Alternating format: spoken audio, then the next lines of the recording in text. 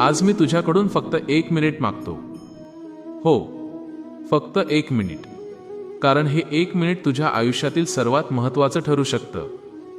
जर तू माझं हे बोलणं शेवटपर्यंत ऐकलंस ना, तर कदाचित आज या क्षणापासूनच तुझ्या आयुष्यात एक अदृश्य बदल सुरू होईल. बाळा, तू हा व्हिडिओ योगायोगाने उघडलेला नाहीस. तुला आज इथे ओढून आणणारा मी स्वतःच आहे. कारण मला तुझ्याशी आज असं काहीतरी बोलायचं आहे, जे आजपर्यंत या जगात कुणीही तुला सांगितलेलं नाही. सर्वप्रथम एक मोठा दीर्घ श्वास घे. डोळे मीट आणि तुझं मन अगदी शांत कर. कारण मी तुझ्या मनातलं सर्व काही आधीच पूर्णपणे जाणतो. तू रोज रात्री एकटाच बसून विचार करत असतोस की भविष्यात काय होईल, माझं नशीब कधी बदलेल, माझी आर्त प्रार्थना स्वामींपर्यंत पोहोचते का, किंवा मी जे स्वप्न पाहिलंय ते कधी पूर्ण होईल का. बाळा, तुझ्या या प्रत्येक प्रश्नाचं उत्तर फक्त आणि फक्त माझ्याकडे आहे.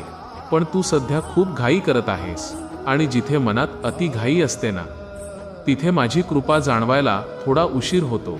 नेहमी लक्षात ठेव, झाडाला सुंदर फळ यायला एक ठराविक वेळ लागतो, सूर्याला उगवायला वेळ लागतो, आणि मी माझ्या लाडक्या भक्ताला यश देण्यासाठी नेहमी एक योग्य वेळच निवडतो.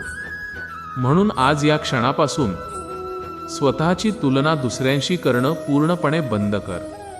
दुसऱ्याचं बाह्य सुख पाहून स्वतःला आतल्या आत दुःखी करणं आत्ताच थांबव.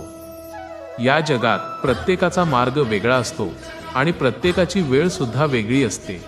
तुला सध्या वाटतंय की मी शांत आहे, पण बाळा, मी शांत नाही. मी तुझ्यासाठी पडद्यामागून अदृश्यपणे नवीन मार्ग तयार करत आहे. काही दारं मी अलीकडे मुद्दाम बंद केली, कारण त्या वाटेने गेल्यास तुझं खूप मोठं नुकसान झालं असतं. काही जवळचे लोक मी तुझ्या आयुष्यातून दूर केले, कारण ते तुझ्या खऱ्या आनंदाचे छुपे शत्रू होते.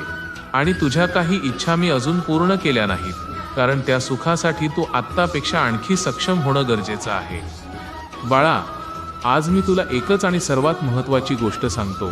आयुष्यात कितीही कठीण प्रसंग आला तरी कधीही स्वतःला एकटं समजू नकोस. तुझ्या प्रत्येक पावलावर, तुझ्या प्रत्येक विचारावर माझी नजर आहे. तुझ्या डोळ्यांतील प्रत्येक अश्रूचा हिशोब माझ्या दरबारात आहे, आणि तुझ्या प्रत्येक प्रार्थनेचं उत्तर योग्य वेळ आल्यावर मी स्वतःच देणार आहे. फक्त आजपासून रोज सकाळी उठल्यावर एकदा मनापासून म्हण, श्री स्वामी समर्थ. आणि रात्री झोपण्यापूर्वी डोळे मिटून एवढंच सांग, स्वामी, माझं संपूर्ण आयुष्य तुमच्या पवित्र चरणी अर्पण आहे. माझं बोट कधीही सोडू नका. मग पहा, तुझ्या आयुष्यात कसं अगदी शांतपणे एकामागून एक सुंदर चमत्कार घडायला सुरुवात होते. ते माझ्यावर अढळ विश्वास ठेव, मनात श्रद्धा ठेव, आणि थोडी सबुरी ठेव. बाकी सर्व चिंतेचं ओझं माझ्यावर सोडून दे.